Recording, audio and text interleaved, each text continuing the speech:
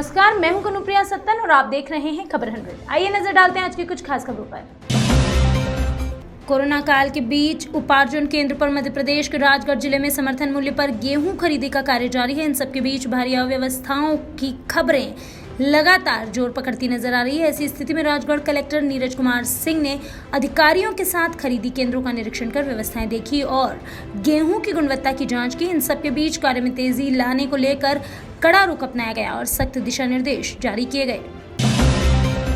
उत्तर प्रदेश के कुशीनगर में प्रवासी मजदूरों की जन सेवा की भावना से कोरोना संकट के बीच उन्हें भोजन वितरण किया गया, उनकी सहायता की गई। उत्तर प्रदेश के जनपद हापुड़ में ईद को लेकर अपर जिला अधिकारियों और अपर पुलिस अधीक्षक ने मुस्लिम लोगों से ईद को लेकर शांति समिति की बैठक आयोजित कर सोशल डिस्टेंसिंग का पालन करने की बात कही। साथ ही घरों में रहकर शांतिपूर्वक त्योहार मनाने की अपील भी की गई। इस दौरान मुस्लिम समाज जन ने भी आगे आकर शांति और सौहार्द की बात की। उन्होंने कहा कि लॉकडाउन का पालन किया जाएगा और साथ ही त्योहार मनाया जाएगा। जैसे नमाज पढ़ रहे हैं पहले से मस्जिदों में 4-4, 5-5, वैसे ही ईद की नमाज पढ़ेंगे। बाकी अपने अपने घरों में पढ़ेंगे और ईदगाह में और जगहों पर नमाज ऐसे नहीं हो पाएगी। आपके द्वारा क्या अपील की जा रही है लोगों से? लोगों से ये अपील की जाए अपने घरों में नमाज पढ़ें। ईद की नमाज भी अपने घर में पढ़ें, अलविदा की नमाज भी अपने घर में पढ़ें और औरतों से भी ये अपील की जा रही है कि वो भी अपने घरों में रहें, घर से बाहर ना निकलें, खरीदारी ना करें। आगे अलविदा जुमा की नमाज है और ईद की भी नमाज है, ईद का पर्व है। इसको लेकर के धर्मगुरुओं के साथ और महत्वपूर्ण लोगों के साथ बैठक की गई। इसमें इस बात पर सहमत बनी कि भारत सरकार, राज्य सरकार और जिला प्रशासन की तरफ से जो निर्देश जारी हुए हैं उसका अक्षरशः पालन किया जाएगा और लोगों ने 100% सहयोग देने का आश्वासन दिया है। यहाँ तक कि धर्मगुरुओं और इमाम साहब ने खुद कहा है कि जैसे अब तक हम लोगों ने घरों में रह कर के नमाज पढ़ी है वैसे ही आगे भी करेंगे। उस व्यवस्था में कोई परिवर्तन नहीं हो रहा है। दोनों पक्षों से बात करने के बाद हम लोग आश्वस्त हैं कि जिले में शांति बनी रहेगी, अमन कायम रहेगा, संक्रमण को जल्दी से जल्दी खत्म किया जाएगा। इसमें सबका सहयोग अपेक्षित है और लोगों ने सहयोग देने का वादा भी किया। उज्जैन एसपी मनोज कुमार सिंह ने अनूठी पहल की और मोटिवेशन क्लास की शुरुआत की। कंट्रोल रूम पर लगाई मोटिवेशनल क्लास। फील्ड पर तैनात पुलिस कर्मियों को मोटिवेटेड करने के लिए पुलिस कंट्रोल रूम में क्लास लगाई गई, जिसमें संत उमेश नाथ महाराज का प्रवचन किया गया। पुलिस के अधिकारी और जवानों ने ये प्रवचन सुने और उनका हौसला बढ़ाने की कोशिश की गई। तो सबसे पहले मैं उमेश नाथ महाराज जी का बहुत ही आभारी हूँ कि उन्होंने अपना अमूल्य समय निकाल करके हमारे पुलिस अधिकारी कर्मचारियों का मनोबल बढ़ाने के लिए कुछ उद्बोधन दिए हैं। बाबा महाकाल की नगरी है और यहाँ 22 मार्च से लॉकडाउन प्रभावी हुआ है। तो हमारा जो पुलिस अधिकारी कर्मचारी दिन रात मेहनत करके उसी दिन से लगातार लॉकडाउन को पालन कराने में दिन रात मेहनत कर रहे हैं।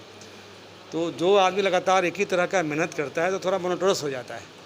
उसमें मुझे यह लगा कि इन अधिकारी कर्मचारियों के नज़दीक जा कर के, उनके करीब जा कर के उनको कुछ मनोबल बढ़ाया जाए, एक टीम भावना जागृत किया जाए, एक सेवा का भावना जागृत किया था। तो इसी क्रम में मैंने आज उमेश नाथ महाराज जी को अपने पुलिस कंट्रोल रूम में बुलाया था, जिससे हमारे साथी अधिकारी कर्मचारी कुछ उद्बोधन से लाभान्वित हो सके, उनमें सेवा का भावना जगे, उनका विल पावर स्ट्रांग हो सके, उनकी क्षमता में इजाफा हो सके, वो खुश रहें, स्वस्थ रहें, मस्त रहें और मानव सेवा का जो अवसर है जी जान से उसमें काम करें। इस ख्याल से मैंने ये सेमिनार बुलाया था। मुझे भरोसा है, मुझे उम्मीद है बाबा महाकाल का आशीर्वाद से महाराज का उद्बोधन निश्चित तौर पे हमारे अधिकारी कर्मचारियों के लिए लाभप्रद साबित होगा। कितने रहेगा और कौन-कौन इसमें शामिल होंगे? देखिए, हम लोगों ने वर्कआउट किया है। उमेश नाथ जी महाराज को मैं दोबारा बुलाऊँगा। मैं कुछ और भी इस तरह के आइकॉनिक पर्सन हैं जो मोटिवेशन, उत्साहवर्धन और लोगों की क्षमता बढ़ाने में सहयोग करेंगे। उनको भी हमने संपर्क किया हुआ है, उनको भी बुलाएंगे।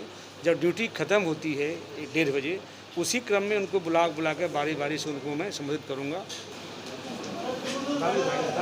आज उज्जैन नगर पुलिस प्रशासन की ओर आग्रह से मैं यहाँ उपस्थित हुआ हूँ और मैं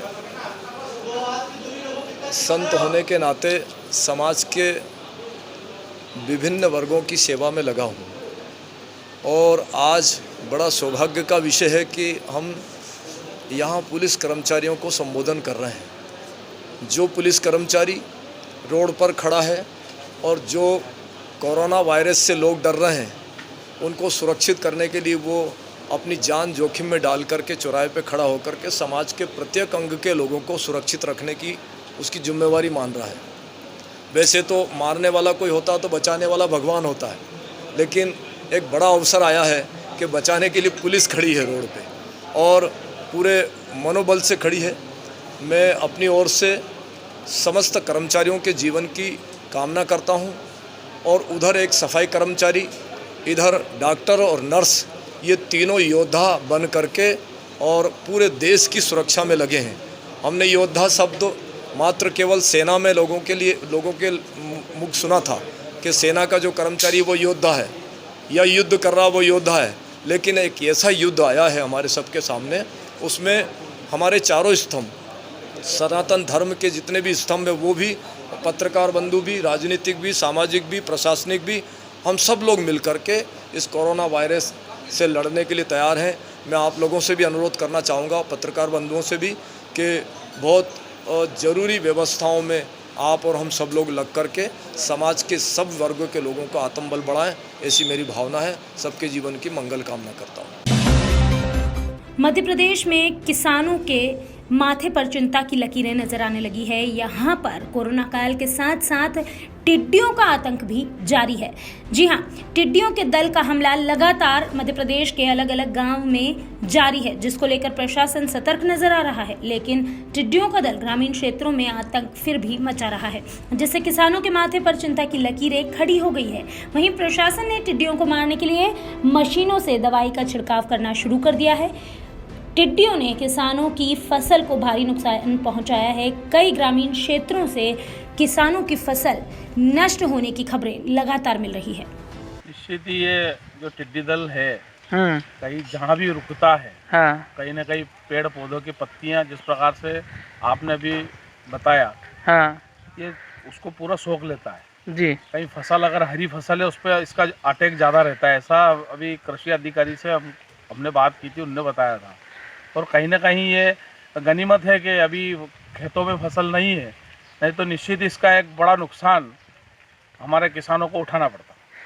इसमें जो है ये कल रात को टिड्डी दल तराना में रुका है। इनको मारने के लिए जो है ये केंद्रीय सरकार का एक दल भी यहाँ पर उपस्थित है। हमारे द्वारा पूरा व्यवस्था की गई है, उसमें कीटनाशक का छिड़काव करके और टिड्डी दल को मारने की कार्रवाई की जा रही है। अभी के लिए बस इतना ही। बाकी हर छोटी बड़ी अपडेट के लिए जुड़े रहिए खबर 100 के साथ। जनता की बुलंद आवाज। घरों में रहिए, स्वच्छ रहिए, स्वस्थ रहिए और अपने हाथ धोते रहिए, क्योंकि कोरोना से जंग अभी जारी है।